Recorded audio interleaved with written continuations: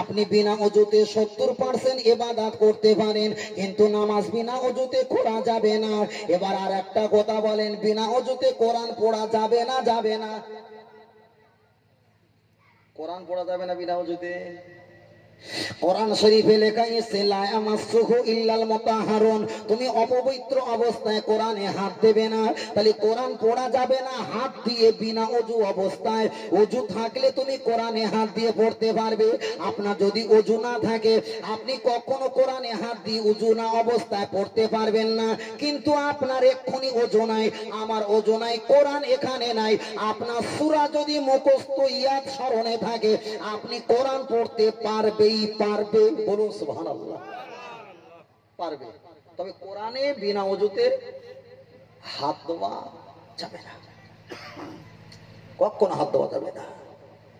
নবী আমার জানিয়ে দিলেন সাহাবায়ে কেরাম, তোমরা যদি একটাবার একটা কোরআনের আয়াত পড়ো, মান কোরআন আল কোরআন হারফান ফালাগু আশরু হাসানা, একটা করে কোরআনের অক্ষর পাঠ করলে 10টা করে নেকি পাওয়া যায়। যেই ব্যক্তিটা শ্রবণ করবে 10টা নেকি, যিনি পড়ার জন্য কিতাবটা কিনে দেবে তার 10টা নেকি, যিনি পড়ার জন্য একটা জায়গা দান করবে তার 10টা নেকি, যিনি পড়ার জন্য তাকে পারিশ্রমিক দেবে 10টা নেকি।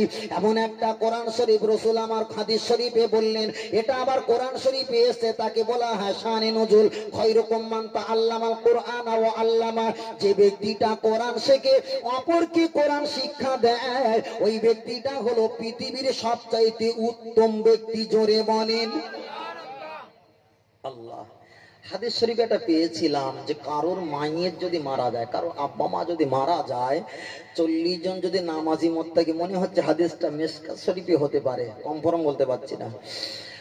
হাদিস শরীফে এসছে যদি কোনো মাইয়েত মারা গেলে তার জানাজার জন্য 40টা যদি ইমানদার ব্যক্তি যদি নামাজ পড়ে তার কবরে আযাব আল্লাহ মাফ করে দেন ওই 40 জন ইমানদার নামাজি মুত্তাকির বিনিময়। আপনাদের এলাকা মারা গেছে একজন, মারা যাওয়ার পরে লোক সংখ্যা হয়েছে কত? 5000। ভালো করে হিসাবটা বোঝেন, 5000 লোক হয়েছে। 5000 লোক হবার পরে ইমাম সাহেব আর আমি যুক্তি করেছি, হাদিসটা পড়েছিলাম, ইমাম সাহেব জানেন তো? বলে হ্যাঁ সেদিন বলছিলেন তো 40টা মানুষ ইমানদার নামাজি মুসল্লি জানাজা পড়লে তার কবরে আযাব মাফ। ইমাম সাহেব বলছে তাহলে কেতনা লোক হয়েছে, ওর কবরে মাফ হয় বলে মনে হয়, এই আযাব হয় বলে মনে হয়? বলছে কথাটা ঠিক, একটুখানি মানে মৌখিক পরীক্ষা হবে। মসজিদে সবাই নামাজ পড়তে ঢুকলো, বললাম বাবা 5000 লোক তো নামাজ পড়লেন, একটু মৌখিক পরীক্ষাটা নেওয়া যাক। গিয়ে বলছে চাচাজি আপনি জানাজা নামাজ পড়েছেন? হ্যাঁ বাবা পড়েছি। চাচাজি একটু নিয়ত বলেন। কেন? যা করেছো তুমি করেছো। কথা বুঝে এসছে? 5000-এ কমা শুরু হচ্ছে না? হয় না? আরেকজনকে বললাম বাবাজি তুমি না জানাজা নামাজ পড়েছিলেন? না হ্যাঁ পড়েছি। কি দরুদ শরীফ পাঠ করেছিলেন? কেন? যা করেছি ইমাম হুজুর করেছে, আমি কি করবো? দেখেছেন কমছে। এই কমতে কমতে বাবা একটা যে দোয়া পড়েছিলেন সে দোয়াটা বলো না। দোয়াটা আবার কি? যা করেছি ইমাম সাহেব ওই হাত তুলে করেছে ওই দোয়া। বলছে না জানাজার ভিতরে যে দোয়া হাই গে না মাইয়েতে না শাহিদ, বলছে না না না সেটা ইমাম সাহেব বলবে। আমি বলে মরতে। দেখেছেন আমি হিসাব করছি যে 40 জন ব্যক্তি নামাজ পড়লে তার কবরে শান্তি আল্লাহ দেবে, কিন্তু 40 জন আছে কিনা হিসাব করে করে করে পাওয়া যাচ্ছে। সানা পড়তে বলেছি, অজাল্লা সানা হোক, সেও খবর নেই, সেও উল্টো পাল্টা হয়ে যাচ্ছে। লাস্টে খবর পাওয়া গেছে মাত্র হয়েছে 37 জনা, যেখানে 5000 লোক। হাদিস কি মানা হয়েছে ওখানে? 40 জন হলো কবরে আযাব মাফ হতো, কিন্তু 5000 লোককে টিপে টিপে হিসেব করে পাওয়া গেছে কত জনা? 37 জন। এখনো তো মাইনাস পয়েন্ট আছে। ঠিক আমাদের সমাজে আছে আছে আছে। তার কারণটা কি? যদি নাকি নামাজের দরুদ মুখস্থ থাকতো ওখানে লাগিয়ে দিত, যদি নাকি নামাজের সানা মুখস্থ থাকতো ওখানে একটা ওপর নেস করে দিয়ে ওখানে লাগিয়ে দিত, আর একটা দোয়া শিখলে হয়ে যেত। নিয়ত তো হয়েই আছে। কিন্তু দুর্ভাগ্যের বিষয়, কাউকে আমি আলেম হাফেজ মাওলানা হওয়ার জন্য আপনাকে আমি আদেশ করছি না। জীবনে ছেলেকে আপনি 90 বছর ধরে স্কুল কলেজ ইউনিভার্সিটি পড়ান, তবে 2 বছর আপনি হয় ইমাম আলেম নাই মাদ্রাসা ভর্তি, 2 বছর আপনাকে হাফেজ আলেম করাতে হবে না। এই 2 বছর পড়ালে কি হবে? যদি 70 বছর বাঁচে, 70 বছর ইমাম ঘোড়ার ডিম নিয়ে বললো কি না বললো একবার মুখ তুলে তাকাবে না, ঠিক কিনা? কিন্তু সমাজে বলছে আমার ছেলে কতটা বই পড়ে জানো, এরকম থাক দেওয়া আছে, থাক দেওয়া আছে। বাবা একটু মোটার দোয়া বলো দিনি। বলছে না না তা তো আমার জানা নেই। বই থাক দেওয়ার আমি পড়ার জন্য অস্বীকার করছি না, পড়ো, তবে 2 বছর একটু মাদ্রাসায় দাও না, কোনো আলেমের সহবতে দাও, তাহলে কি হবে সারাটা জীবন ও কারো ধন্না ধরবে না। আনাতল ইমাম সাহেব ভাই নামাজ তো পড়াচ্ছেন, তা সেই নিয়তটা বলে দেন, বছরে তো 2 বার চাষ ঈদের নামাজ। ইমাম সাহেব বলে কতবার আর বলবো, নিয়ত যদি বলে না জানা থাকে তাহলে এগুলো তো মোটে জানালেই ও বলে কাজ নেই, শুরু করে দেয়, এই গেল শুরু। কি সমস্যা? আমি বলছি খারাপ বলছি নাকি? এটা একটা সমাজের দিকে তাকিয়ে। আল্লাহ, মোবাইল এখন নেট হয়ে গেছে, একটু দেখলেন দোয়া দুটো সানাগুলো পাওয়া যায়, ডাউনলোড করলে মুখস্থ করে। আল্লাহ, আমি আপনাকে নামাজের সম্পর্কে বলছিলাম, নবী আমার বললেন আসসালাতু মিরাজুল মুমিনিন, নামাজটা হলো সবচেয়ে বড় ইবাদত, এটা আল্লাহ পাকের দিদার স্বরূপ। জোরে বলেন সুবহানাল্লাহ। আল্লাহ নবীকে বললাম ইয়া রাসূলুল্লাহ, হাবিবাল্লাহ, আমি টাকা আছে, হজ করলাম, যাকাত দিলাম, ফিতরা দিলাম, ওটা টাকার বিনিময় হয়ে গেল, কিন্তু আমাকে নামাজ পড়তে হবে। আল্লাহ নবী বললেন একটা কাফের আর একটা ঈমানদার, দুইজনের ভিতরে পার্থক্য, কাফেররা নামাজ পড়ে না, ঈমানদারেরা নামাজ পড়ে। জোরে বলেন, ঈমানদারের নামাজ পড়ে। এবার আমি আপনার কাছে একটা কথা জানিয়ে দিই, আল্লাহ নবী দিন দুনিয়ার বাদশাহ, সর্বপ্রথম মা আমিনার গর্ভ অবলম্বন করে দুনিয়ার জগতে এসেছিলেন। আমার নবী পাক সেজদা হালাতে ছিল না? ছিল না? ছিল। ফুরফুরা শরীফে মুসাদ্দিজামান দাদা হুজুর পীর কেবলার ওনার একটা আওলাদ ছোট হুজুর পীর কেবলা রাহমাতুল্লাহ আলাইহি, ওনার সঙ্গে জলসা যেতেন আমাদের সরবেরিয়া স্বামীর আলী বলে একটা বাপজি, আল্লাহ দুনিয়া থেকে তুলে নিয়েছেন, আল্লাহ তাকে শান্তি দেখ, দোয়া চাই। উনি বলছিলেন মফিজুল তুমি আমার সন্তানের মতো শুনে রেখে দাও। ফুরফুরা শরীফে দাদা হুজুর পীর কেবলার আওলাদ ছোট হুজুর পীর কেবলার সঙ্গে আমি জলসায় চলে গেলাম। জিপ গাড়িতে যেতে যেতে হঠাৎ গাড়ির তেল শেষ হয়ে গেছে। ছোট হুজুর পীর কেবলা একটা হিন্দুর বাড়িতে গিয়ে বললেন মা একটু বাহির হও মা। বললেন আপনি ফুরফুরার পীর? বললেন হ্যাঁ মা, একটু আমাকে পানি দাও। মহিলাটা মনে করলেন পীর সাহেব হয়তো পানি খাবে, জগে করে পানি নিয়ে আসলো। বলল মা আপনি জগে করে পানি দেবেন না, আপনার বাড়ি যদি ডাবস থাকে ডাবসটা আমার কাছে নিয়ে আসেন। পীর সাহেবের হাতে দিল।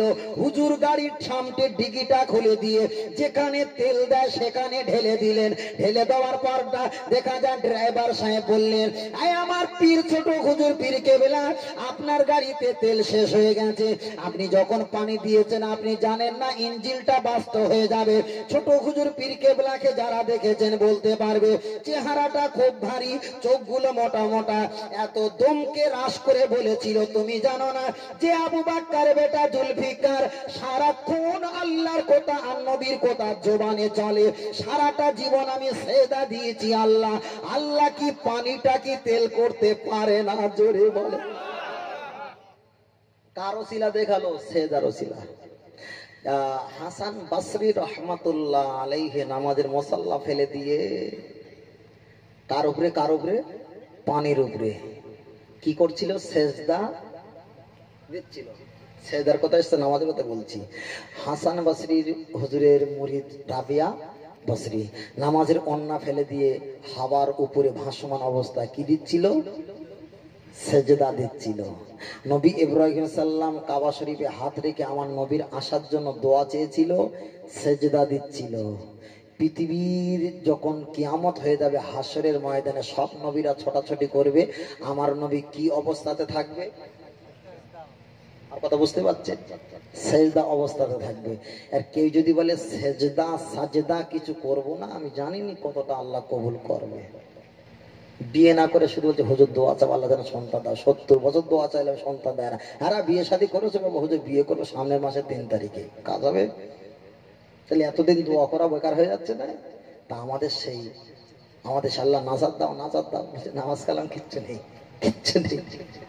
আল্লাহ, এবার আমি আপনার কাছে যেটা বলছিলাম, আমার নবী বললেন সবচেয়ে বড় ইবাদত সেটা হলো নামাজ। এবার একটু সেজদার কথা বলে নবীর প্রশংসার কথা যেটা বাদ রেখেছিলাম ওখান থেকে বলবো, তার কারণ একটু ঘা দিয়ে তো ব্যাঘাতটা ঘটে গেছে। এ ছেলেরা বাচ্চারা লক্ষ্য করে দেখা যায় আল্লাহ নবী দিন দুনিয়ার বাদশাহ হুজুর আমার এক জায়গায় দাঁড়িয়ে আছেন, একটা দেখা যায় উট এসে আল্লাহ নবীর পায়ে সাজদা দিয়েছেন। নবী বললেন, বাবা উট তুমি সেজদা দিয়েছো, তুমি এবার বিদায় নিয়ে চলে যাও।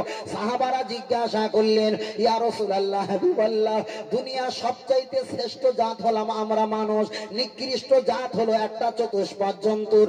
আপনার পায়ে যদি ওই উট আর দেখা যায় বকরিরা এসে দুম্বা এসে সেজদা দেয়, আমরা মানুষের বাচ্চা যদি দেখি আল্লাহ কত না রেগে যাবে যে আমার নবীকে চিনে উটেরা সেজদা দিয়েছে, এ সাহাবারা তোমরা কেন সেজদা দাও না, আল্লাহ তো রেগে যাবে। আমার নবী বললেন, সাহাবায়ে কেরাম তোমরা কি জানো চতুষ্পদ জন্তুদের হিসাব হবে না। কোরআন শরীফ সূরা নাবা 30 পারাতে আছে, ইয়া লাইতানি কুনতু তুরাবা। আল্লাহ কোরআন শরীফে বললেন চতুষ্পদ জন্তুরা এরা মাটির সঙ্গে মিশে যাবে, এদের হিসাব নিকাশ কিছু হবে না।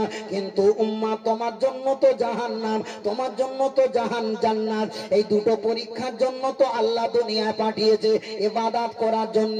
ও আল্লাহর নবী, আপনার পায়ে একটা উট সেজদা দিয়েছে, আমরা কেন সেজদা দিতে পারবো না? আল্লাহ নবী বললেন, বাবা সাহাবা, উট যা করবে ওটাই তোমার দলিল, না আমি নবী যেটা করতে বলবো ওটা দলিল? বলে সুবহানাল্লাহ। কোনটা দলিল? হুজুর আপনি যা করতে বলবেন। তাহলে আমি বলছি তো ওদের হিসাব হবে না, ওরা যা করেছে করুক কিনা, আমি যেটা করতে বলছি তুমি সেটাই করো, সেটাই করো। আল্লাহ লক্ষ্য করে দেখা যায় আমার নবী পাককে বললেন, হুজুর তাহলে আমরা কি সেজদা দেব? নবী বললেন সেজদা দেওয়া যাবে না। হাদিস শরীফ পেয়েছি, আল্লাহ নবী হাদিস শরীফে বললেন, লানাতাল্লাহু আল ইয়াহুদা ওয়ান নাসারা। এ সাহাবায়ে কেরাম, আল্লাহ লানতার গজব দিয়েছে ইহুদি নাসারাদের প্রতি। ইহুদি নাসারা যারা আছে ওদের প্রতি আল্লাহ গজব দিয়েছে। কি কারণে দিয়েছে? ইত্তাখাযু কুবুর, ওরা যখন পৃথিবীর জমিনে নবী আম্বিয়াদের কবর দেখেছেন, যত পৃথিবীর নবী আম্বিয়াদের খুঁজে খুঁজে ওদের কবর সামনে পড়েছে, ওরা মাথা ঠুকে সেজদা দিয়ে জীবনের মতো ওরা জাহান্নামে চলে গেছে। এ সাহাবায়ে কেরাম, জীবনে তোমরা আমাকে সেজদা দিবে না? সেজদা দেওয়ার যদি আদেশ থাকতেন আমি রাসূল বলতাম পৃথিবীর নারীরা স্বামীদের পায়ে সেজদা দেবে, কিন্তু এই হাদিসটা পাস হয়নি। সেজদা একমাত্র আল্লাহর জন্য। তাহলে আল্লাহর পক্ষে দেখা যায় নবীর কাছে সেজদা দেওয়ার জন্য সাহাবারা পিড়াপিড়ি করছে, নবী সেজদা দিতে বারণ করেছে। পৃথিবীর জমিনে কোন আলেম যদি বলে, বাবা আমি বেরেলি মতপথ, দাদা হুজুর তো সেজদা দিতে বারণ, সেজদা দিতে নিষেধ করেছে, হারাম তো বলিনি, তোমরা তাজিমে সেজদা দিবে। তাহলে সাহাবারা সেজদা দিতে চাইলো, নবী বারণ করেছে। কেউ যদি ফুরফুরা লেবাস আর গেলাম পরে আর বক্তৃতা ইয়া নবী করে যদি বলে সেজদা দেওয়া জায়েজ, তাহলে এই জামানায় 18 সালে দাজ্জাল রূপী মানব তৈরি হয়েছে। ফুরফুরা নাম দিতে যাই, ফুরফুরার হুজুরের ভক্ত, তারপরে রাস্তায় খুঁজে পাওয়া যাচ্ছে বেরেলি, সে বলতে সেজদা তাজিমে সেজদা করা যায়, দাদা হুজুর বলেছে সেজদা দেবে না। হারাম কি বলেছে দেখেছো? হারাম কি বলেছে? এই রাগের কথা না, যে ওনাকে ঘর ধরিয়ে দাও, যে ঘর ধরিয়ে দিয়েছে, ঘর ধরিয়ে দিতে বললে ঘর ধরিয়ে দিবি, ঠিক সেম। কিন্তু নাম দিচ্ছে সিলসিলা মতাদর্শে, দাদা হুজুরে বদলাম করাচ্ছে, খুব সমস্যা, খুব সমস্যা। তাহলে আমি আপনাদের কাছে বলছিলাম সেজদা একমাত্র আল্লাহর, পৃথিবীর অন্য কারো দেওয়া যাবে না। এবার আমি আপনার কাছে শেষ লগ্নে চলে এসেছি। সেজদা একমাত্র আল্লাহর, পৃথিবীর সবচাইতে বড় ইবাদত সেটা হলো নামাজ। আর ওখানে এগাবো না, এবার পিছিয়ে আসলাম। আল্লাহ নবী দিন দুনিয়ার বাদশাহ হুজুর আমার লক্ষ্য করে দেখা যায় আল্লাহ নবী দুনিয়াতে যতদিন ছিলেন ফেরেশতা জিবরিল আমিন আলাইহিস সালাম সবকিছু ওহী আমার নবীর কাছে নিয়ে এসেছিল, কিন্তু নামাজ ফেরেশতা জিবরিল এনেছিল কি? আনেনি।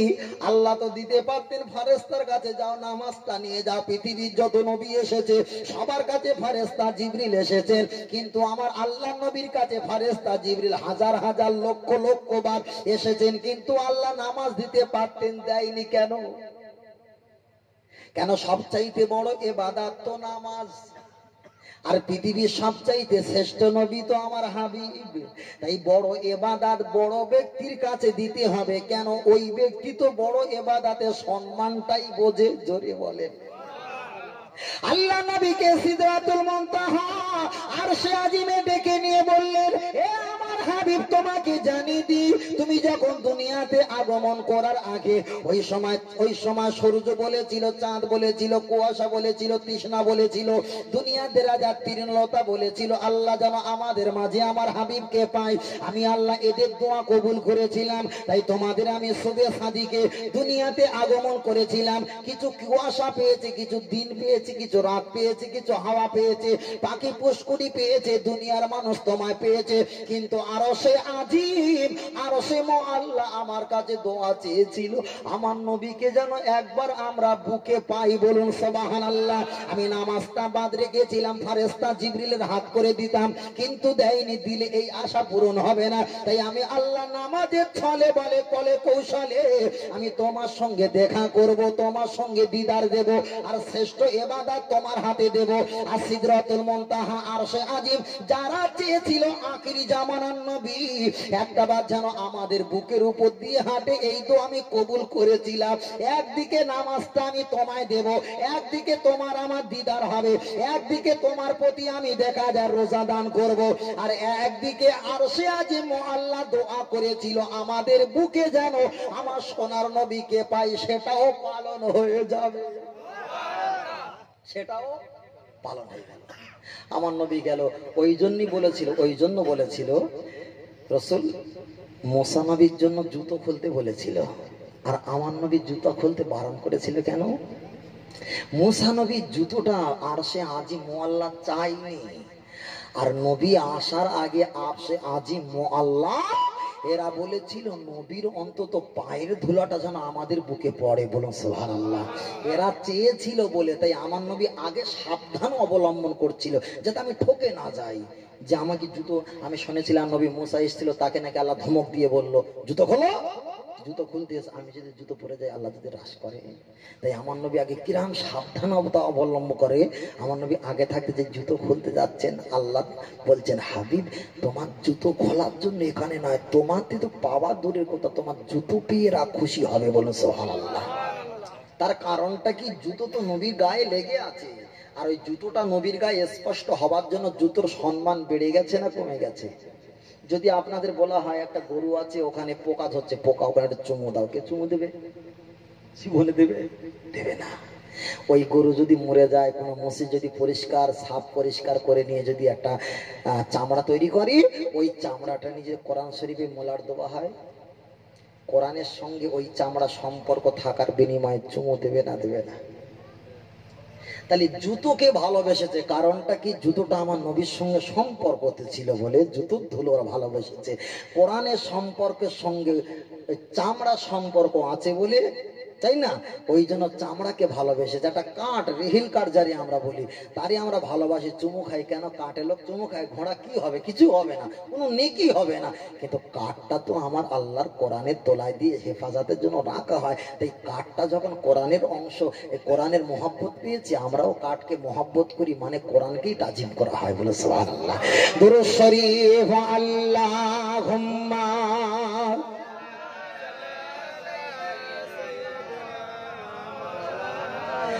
ওয়া আলা আলি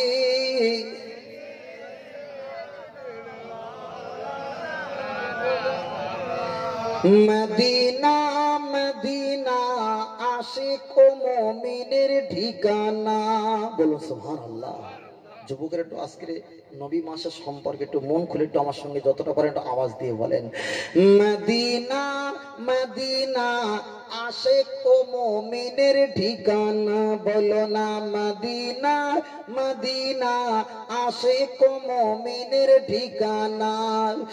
নবীর শ্রেষ্ঠ সাহাবী হযরত আবু বকর সিদ্দিকী, নবীকে ভালোবেসে শৈল পাশে যাইয়া দেখো মদিনা মদিনা মদিনা আশিক ও মুমিনের ঠিকানা। বলো না মদিনা মদিনা আশিক ও মুমিনের ঠিকানা। জালালউদ্দিন সৈয়দী 75 বার দেখলো নবীজির। বলো সুবহানাল্লাহ। একটু জোরে বলেন সুবহানাল্লাহ।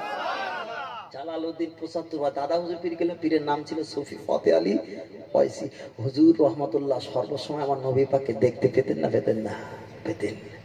জালালউদ্দিন সৈয়দী ৭৫ বার দেখল নবীজির, এত দেখার পরেও তবু তৃপ্তি তাহার হলো না। মদিনা মদিনা আশিক মুমিনের ঠিকানা, হায় দিদার চেয়ে কাঁদো সবাই, হও না নবীর দিওয়ানা। মদিনা মদিনা আশিক মুমিনের ঠিকানা। ফুরফুরা শরীফের দাদা পীর ২১ বার দেখল নবীজির। বলো সুবহানাল্লাহ, একটু জোরে বলো সুবহানাল্লাহ। ফুরফুরা শরীফের দাদা পীর ২১ বার দেখল নবীজির, এত দেখার পরেও তবু তৃপ্তি তাহার হলো না। মদিনা মদিনা আশিক মুমিনের ঠিকানা। আল্লাহুম্মা, খুব জোরে বলো।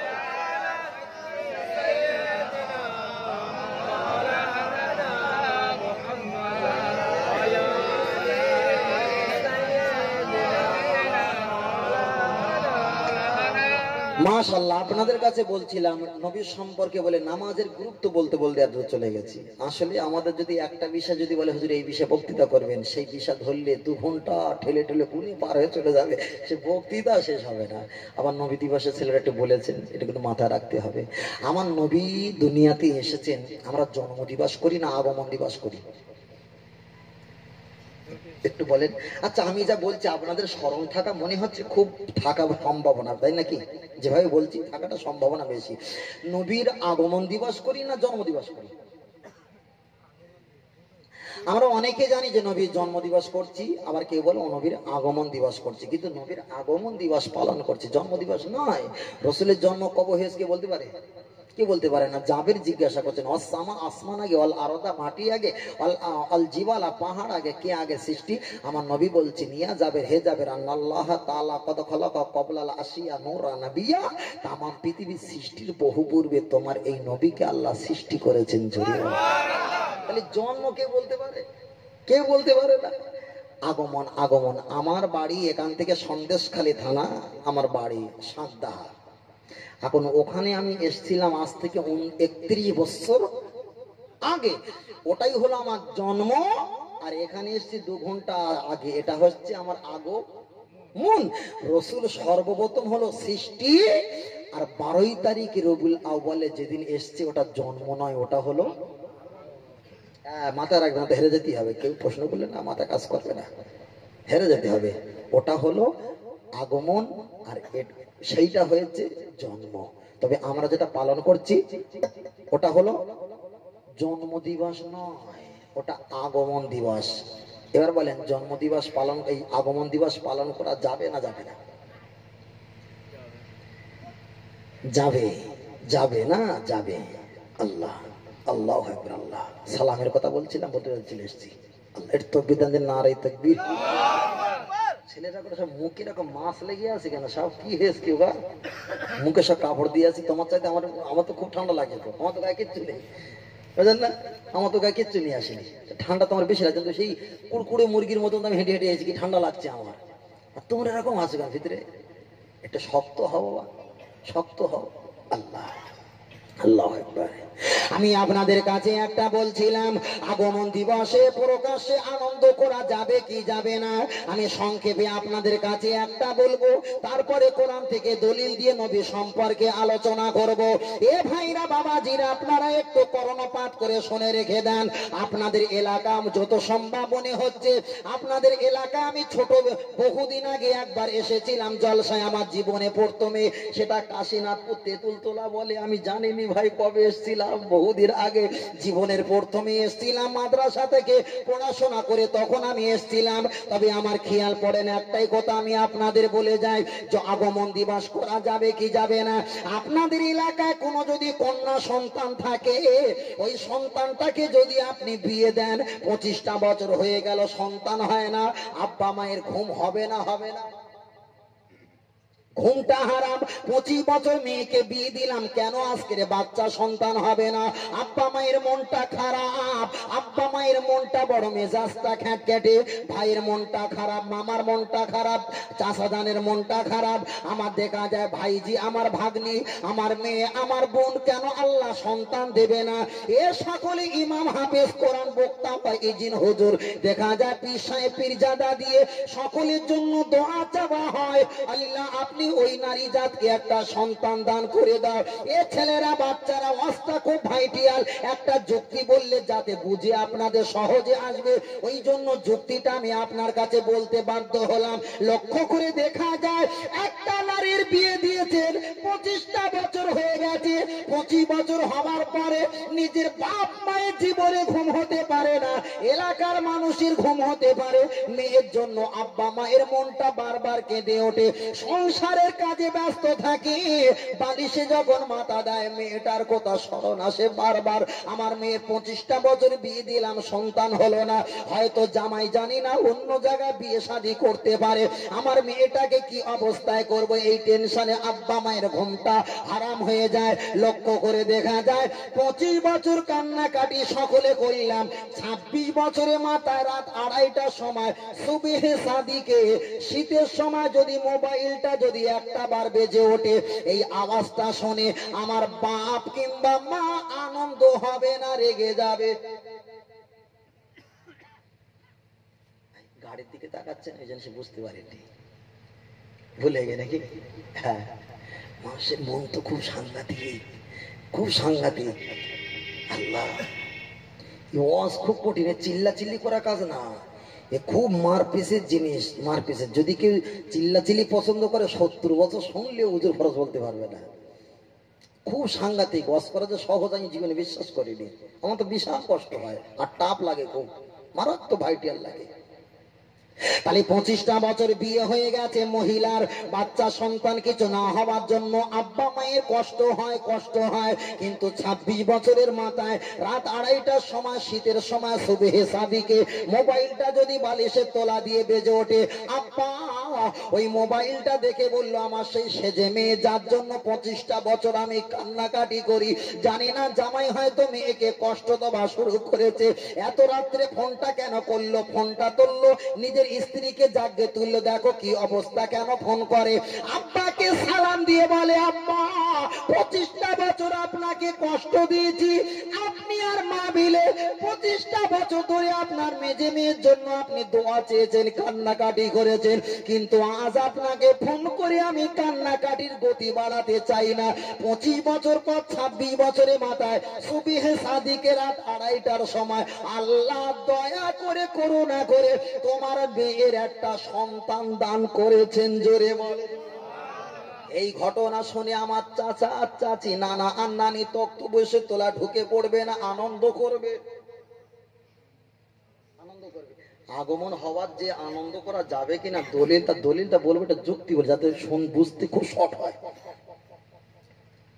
তাহলে একটা নাতির খবর শুনে নানা আর নানি অনেকে আনন্দ পেয়েছেন, দাদা দাদি, ভাই, মামা, চাচাজি অনেক আনন্দ পেয়েছেন। কিন্তু ওই বাচ্চাটা আমার আপনার নাজাতের জন্য নয়, ওই বাচ্চাটা আমার আপনার দুঃখ আর সুখ দিতে পারবে না, ওই বাচ্চাটা আমার আপনার কখনো জান্নাতের রাস্তা দেখাতে পারে না। এবার আপনাকে একটা কথা জানিয়ে দিই, যেমন আব্বা দোয়া চেয়েছেন আমার সন্তানকে একটা সুসন্তান দান করো, ওই রূপ নবী ইব্রাহিম আলাইহিস সালাম, আমার নবী পাকের পূর্বপুরুষ, আল্লাহর কাবায় হাত দিয়ে দোয়া করেছিলেন, রব্বানা আবআস ফীহিম রাসূলাম মিনহুম ইয়াতলু আলাইহিম। আল্লাহ এমন একটা বাচ্চা, এমন একটা সন্তান, এমন একটা ছেলে, এমন একটা নবী, এমন একটা রাসূল, এমন একটা সন্তান মক্কার এলাকায় দান করো। তাহলে একটা মেয়ের 25টা বছর বিয়ে হবার পর সন্তান যদি না হয়, ওই মেয়েটা সন্তানটা জাহান্নামে যাবার ভয়, দূর দেখা যায় চুরমার হয়ে যাবার ভয়, শুধু কান্না আর কান্না, এই ছাড়া কোনো গতি ছিল না।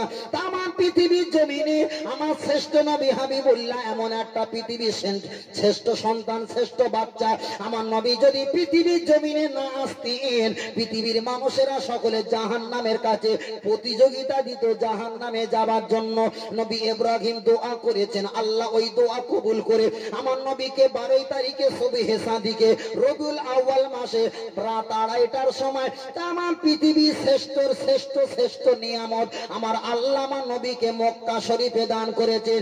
একটা নাতি হয়ে রাত 2:30টার সময় নানা নানি দাদা দাদি ভাই চাচাজি যদি আনন্দ করে একটা বাচ্চা পাওয়ার জন্য, তাম পৃথিবীর শ্রেষ্ঠ বাচ্চা মুহাম্মদুর রাসূলুল্লাহ সাল্লাল্লাহু আলাইহি ওয়াসাল্লাম, ওই বাচ্চাটা যেদিন এসেছে পৃথিবীর সময় সম্পত্তির অপেক্ষায় ওই বাচ্চাটার আসার আগমন দিনে আপনি যদি বেশি না ভালোবাসতে পারেন, আল্লাহ নবী হাদিস শরীফে বললেন, মেয়ে অলে দিঘি ও আলা দিঘি, তোমার ছেলে মেয়ে, তোমার বাপ মা, তোমার সময় সম্পত্তি অপেক্ষায় আমাকে যদি বেশি না ভালোবাসতে পারো, তুমি কখনো ইমানদার হতে পারবে না।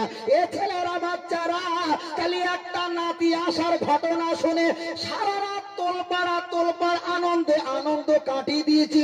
আমার পৃথিবীর শ্রেষ্ঠ বাচ্চা, যে বাচ্চা আমার আপনাকে আল্লাহ চিনিয়েছে, যে বাচ্চা জাহান্নামের ভয় দেখিয়েছে, যে বাচ্চা জান্নাতের আশা দেখিয়েছে, যে বাচ্চা আমার আপনার জন্য হাসরের মাঠে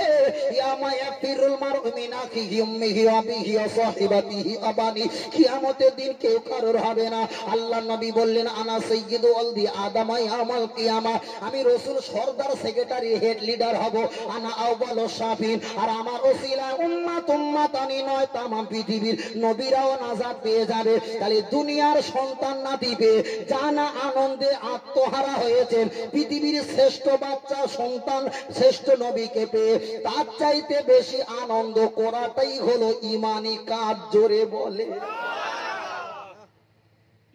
কথা বুঝিয়ে আসেনি? এবার বলেন, আজকের জলসা বাৎসরিক হচ্ছে, বাৎসরিক এই কুরবানি করা হয়, কুরবানির সঙ্গে কটা নাম দিতে হয়?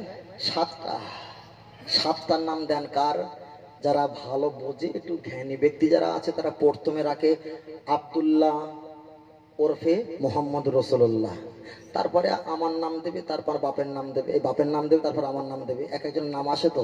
কিন্তু কুরবানির ক্ষেত্রে সর্বপ্রথম আমার নবীর নাম নিয়ে কুরবানি করাটা হচ্ছে কবুলিয়াতের কারণ, ঠিক কিনা? ঠিক কিনা? জলসাটা হোক আর নামাজ হোক আর ইবাদত হোক, যে জলসায় নবী সম্পর্কে কিছু থাকবে না, এই জলসাটাও কবুলিয়াতের কারণ হতে পারে না, কখনো হতে পারে না, কখনো হতে পারে না। নবীর প্রশংসা, নবীর প্রশংসা। তাই আমি আপনার কাছে বোঝাতে চেয়েছি, আমার নবী সোমবারে এসেছে, শুক্রবারে আসেনি। শুক্রবারে নবী মুসা আলাইহিস সালামের আল্লাহ দোয়া কবুল করেছেন, নবী আইয়ুব আলাইহিস সালামের কুষ্ঠ রোগ থেকে হেফাজত করেছেন। শুক্রবারে নবী জাকারিয়াকে আল্লাহ হেফাজত করেছেন। শুক্রবারে নবী ইউসুফ আলাইহিস সালামকে কুয়া থেকে হেফাজত করেছে। শুক্রবারে নবী ইসমাইলকে আমার আল্লাহ হেফাজত করেছেন দেখা যায় কুরবানির হাত থেকে। শুক্রবারে তামাম পৃথিবীর জমিনে শ্রেষ্ঠ কলিজার টুকরা হযরতে হোসাইনকে দেখা যায় কারবালার ময়দানে শহীদ হতে হয়েছে। শুক্রবারে নবী ইব্রাহিম আগুনের ভিতর থেকে উদ্ধার হয়েছে। শুক্রবারে নবী ইউনূস আলাইহিস সালামকে আল্লাহ মাছের পেট থেকে হেফাজত করেছে। শুক্রবারে সর্বপ্রথম আসমান থেকে পানি নাজিল করেছিল। শুক্রবারে নবী আদমকে আল্লাহ জান্নাতে দিয়েছিল। শুক্রবারে আল্লাহ নবী আদমকে জান্নাত থেকে বাহির করেছিল। 300-350 বছর কান্নাকাটি করার পর আমার আল্লাহ নবী আদমের দোয়া কবুল করেছিল, সেটা ছিল শুক্রবার। জোরে বলে আমরা নবী দিবস করি কোন দিনে? সোমবারে। আর আল্লাহ যা কিছু করছে কোন দিনে? শুক্রবারে। আমরা ঠিক করছি বলে মনে হয় এটা ভুল হবে না? এটা ভুল হচ্ছে মনে হচ্ছে, দেখা যাক কতদূর ভুল হয়, দেখা যাক। আল্লাহ ফের আমি আপনার কাছে আর একটা কথা জানিয়ে দিই, আল্লাহ কোরআন শরীফে জানিয়ে দিলেন, মিয়া আইয়ামিল জুমাতি ফাসাউ ইলা যিকরিল্লাহ, যখন শুক্রবার এসে যাবে তোমরা ক্রয় বিক্রি দোকানে শাটার বন্ধ করে দিয়ে নামাজ পড়ার জন্য আগিয়ে যাও, সেটাও বলছে শুক্রবার। জোরে বলেন সুবহানাল্লাহ। আল্লাহ নবীর কাছে গেলাম, নবী বলল আল্লাহ তো ঠিক বলেছে শুক্রবার সবচাইতে ভালো। নবী বললেন খলাকাল্লাহু তাআলা ফিহি আদামা, নবী আদমকে সৃষ্টি শুক্রবার। ওয়াহাবাতাল্লাহু ফিহি আদামা, নবী আদমকে দুনিয়াতে পাঠিয়েছিল শুক্রবার। ফিহি তাওয়াফাহুল্লাহু আদামা, নবী আদমকে দুনিয়া থেকে মৃত্যুবরণ করেছিল শুক্রবার। তোমরা সোমবার কোথায় পেয়েছো? আল্লাহ। তাহলে শুক্রবারে আমার আল্লাহ সবকিছু করেছে, সোমবারে কিছু করেনি।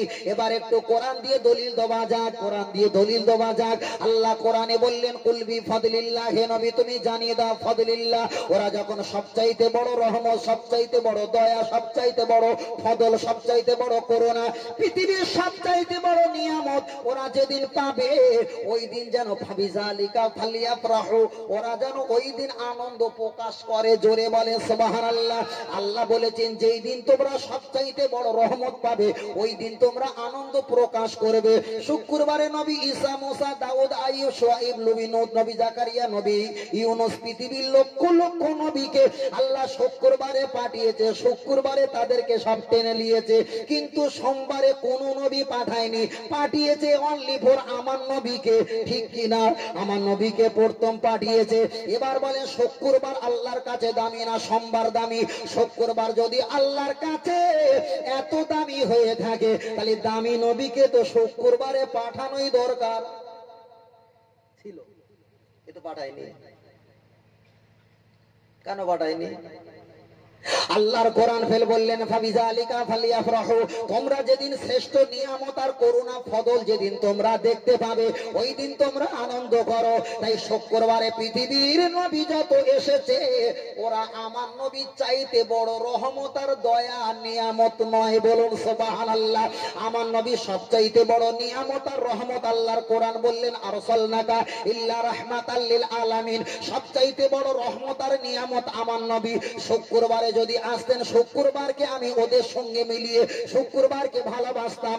শনিবারে আসলে আমার নবী যেদিন এসেছে সেই দিনকে ভালোবাসতাম। কেন? আল্লাহর কোরআন বললেন যেদিনে তোমরা সবচাইতে বড় নিয়ামত পাবে, ওই দিনকে আনন্দ প্রকাশ করো। চলো এবার খুঁজি কোন দিনে আল্লাহর বড় নিয়ামত পাওয়া যায়। খুঁজে খুঁজে খুঁজে খুঁজে এত সপ্তাহের ভিতরে সোমবারে পৃথিবীর শ্রেষ্ঠ নবী এসেছে। আর পৃথিবীর শ্রেষ্ঠ নবী, পৃথিবীর শ্রেষ্ঠ নিয়ামত। আল্লাহর কোরআন অনুযায়ী শুক্রবারকে মহাব্বত করি, আর কোরআনের আইন অনুযায়ী আমার নবী যেদিন এসেছে বড় রহমতের নবী বলে, ওই সোমবারের দিনে আমরা দরুদ সালাম কিয়াম করে প্রকাশে আনন্দ করি। জোরে একটু জোরে হবে না? এত যদি হাদিস দিবস কিছু ঘটনা পায় বলবো, আসলে সব দিকে করা যায় ভাই।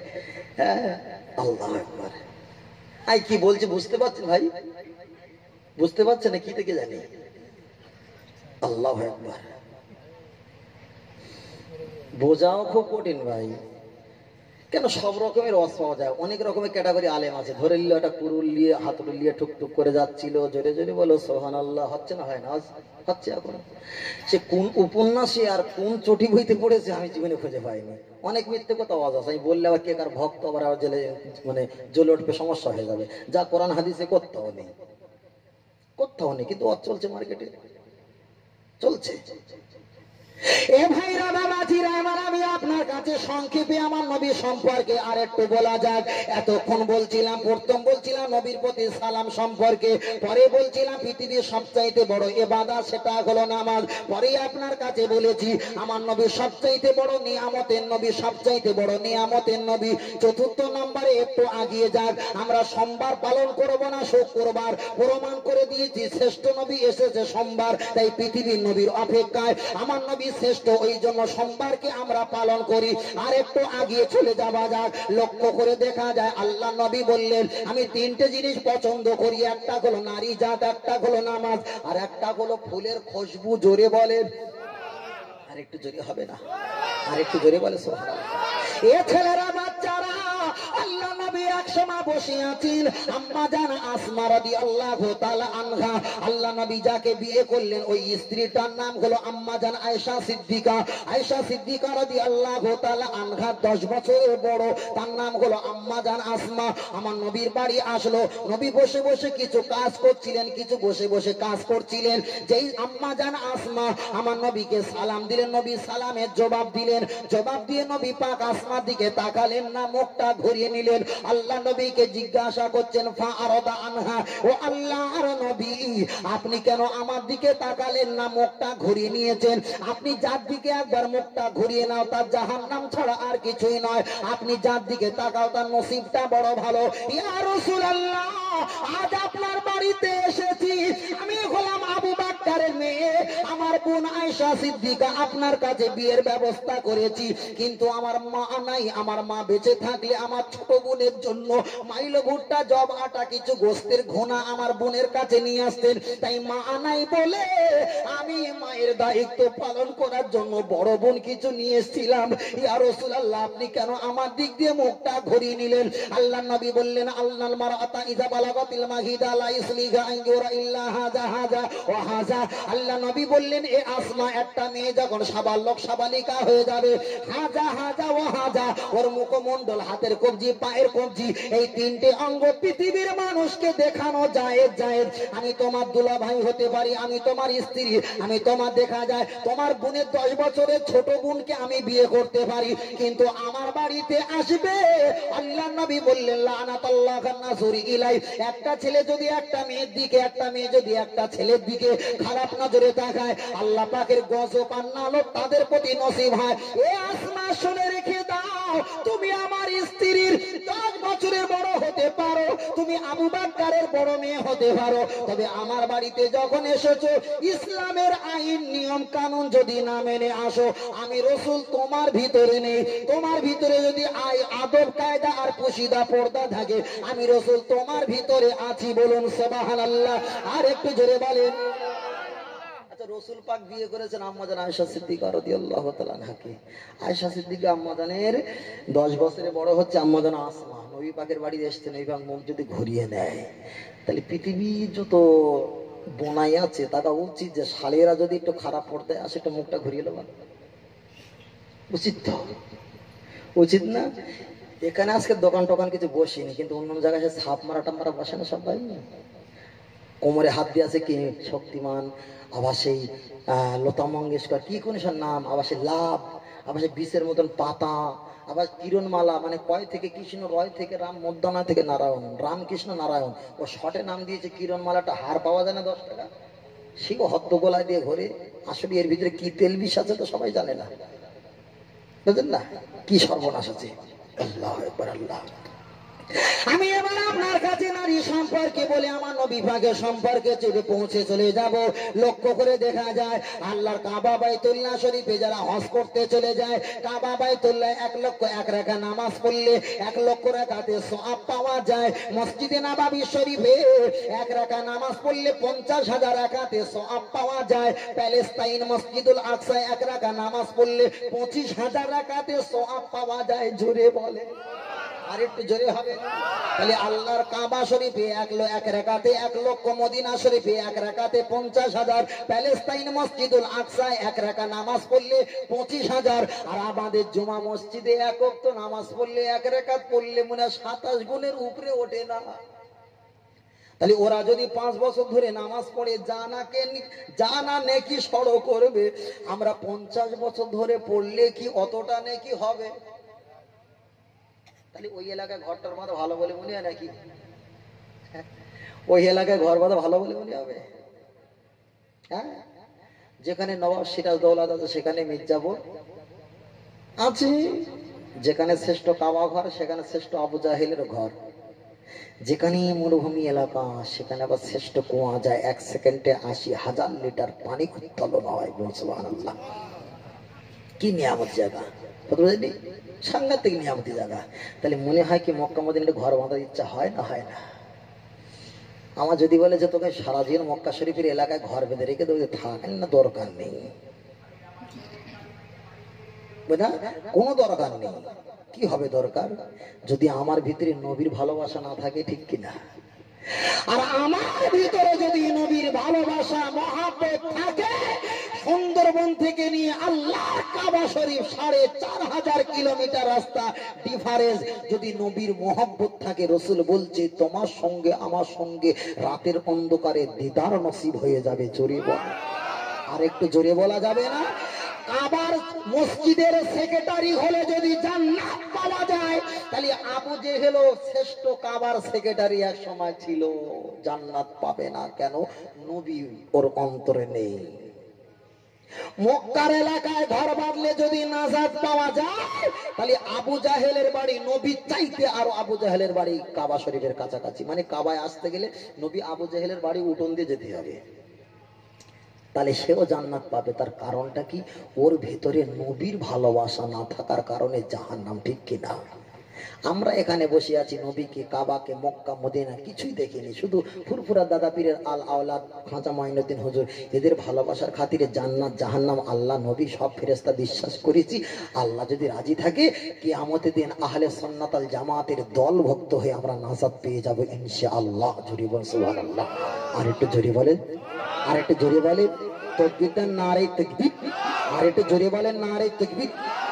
পিছন থেকে একদম তাকবীর আসে না। তোমরা যত, আমি বলেছিলাম আগে কি, যে আমি যত গতিতে গাড়ি চলবো, তোমরা যদি একটু গতিতে চলো তাই ধরতে পারবা, আর না তুমি আস্তে আস্তে শুয়ে পড়বা। কথা বুঝে এসছে? তোমরা ছুটতে পারছো না, আমি আস্তে আস্তে শুয়ে পড়ছি। বাবা কিছু নিতে হবে, একটু উৎসাহিত হলে, একটু চাঁড়ি হলে বসতে পারে, শ্রোতা নিতে পারছি কি না পারে। কথা বুঝে আসলে হতে হয়। আল্লাহ ভাইরা আমার, বাবাজিরা, আমি আপনাদের সম্পর্কে বলছিলাম, নারী সম্পর্কে বলে নবীর একটা ছোট্ট রেওয়াজ বলে সম্পৃক্ত করবে, বেশি লম্বা করব না, একটু আগিয়ে চলে যাও। আল্লাহর কাবা বাইতুল্লাহ শরীফে কোন যদি একটা নারী জাত পৌঁছে যায়, ও ভাইরা বাবাজিরা, আল্লাহর কাবা বাইতুল্লাহ শরীফে নারী জাত চলে যাবে, একটা পুরুষ চলে যাবে, নারীরা গিয়ে সুবহানাল্লাহ আলহামদুলিল্লাহ পড়বে, নেকি হবে না? হবে না?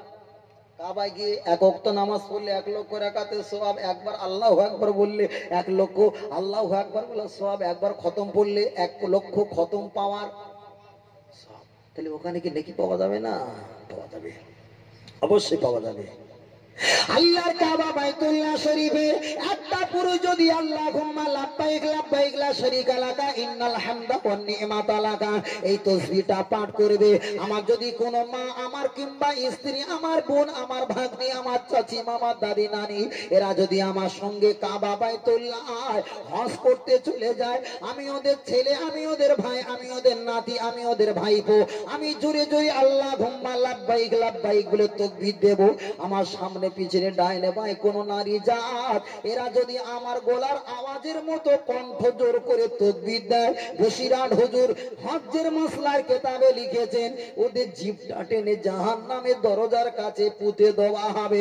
যে কাবা শরীফে নবীদের আগমন, যে কাবা শরীফে আল্লাহর কোরআন আগমন, যে কাবা শরীফে রহমতের বেশি, যে কাবা নবী দুনিয়াতে এসেছে, ওই কাবায় হজ করতে যেতে হয়, ওই কাবা দিকে কেবলা করে নামাজ আদায় করতে হয়। ওখানে গিয়ে আমি জোরে জোরে তাসবিহ পাঠ করব, এতে আমার গুনাহ হবে না। কিন্তু আমার মা, চাচি, বোন, আমার ভাগ্নি, আমার চাচি, দাদি, নানি, এরা যদি আমার মতো গলার আওয়াজ খুলে খুলে তাকবীর দেয়, হুজুর বর্ণনা করলেন ওদের গলার আওয়াজ জোর হওয়ার বিনিময় জিহ্বাটা নিয়ে জাহান্নামের তলদেশে পুঁতে দেবেন। এ চাচি, মা, ভাবি, আপনার কাছে আমি কর্ণপাত করে একটা কথা শুনিয়ে দিই, যে কাবায় গেলে ওমান দেখালাগো কানা আমিনা, যে কাবা শরীফে গেলে কোরআন সাক্ষ্য দেয় জীবনের গুনাহ মাফ হয়ে যায়।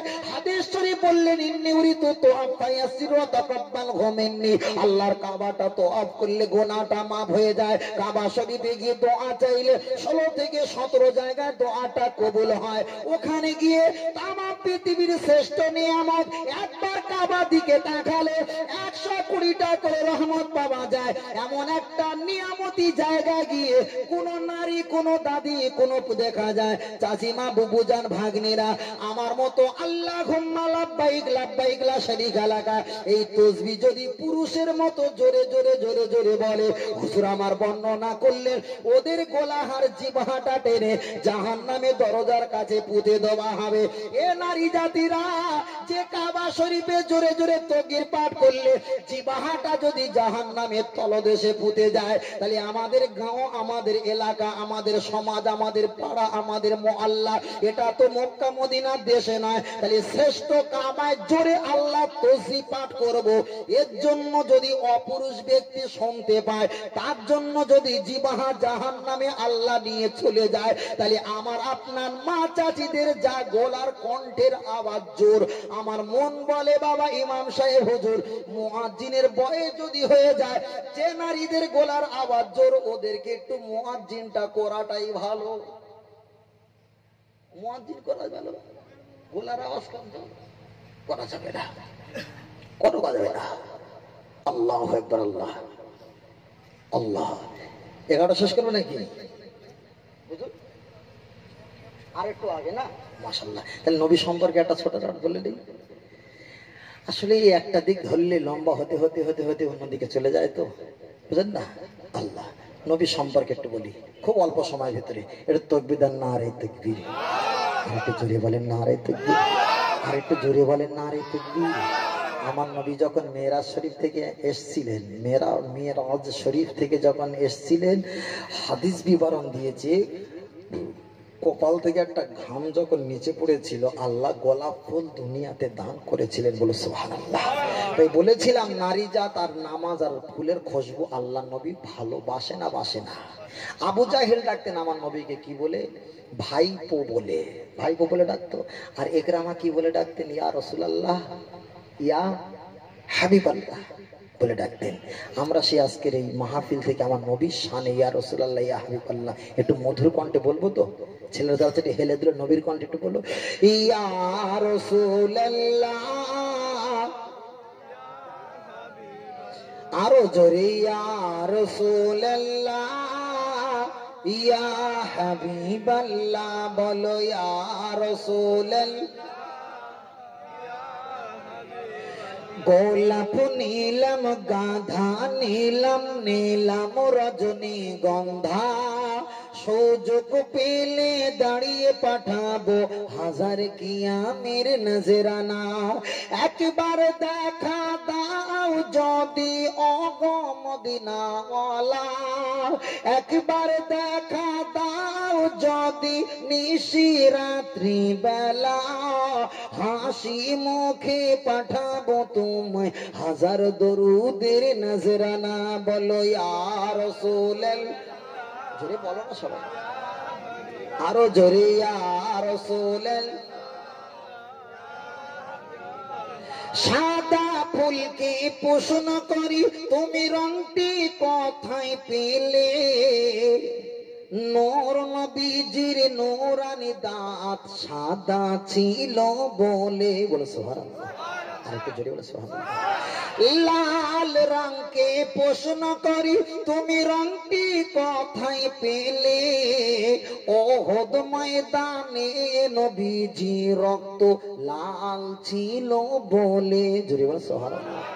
সবুজ রঙকে প্রশ্ন করি তুমি রংটি কোথায় পেলে, জান্নাতি হুরে নারীর পোশাক সবুজ থাকবে বলে।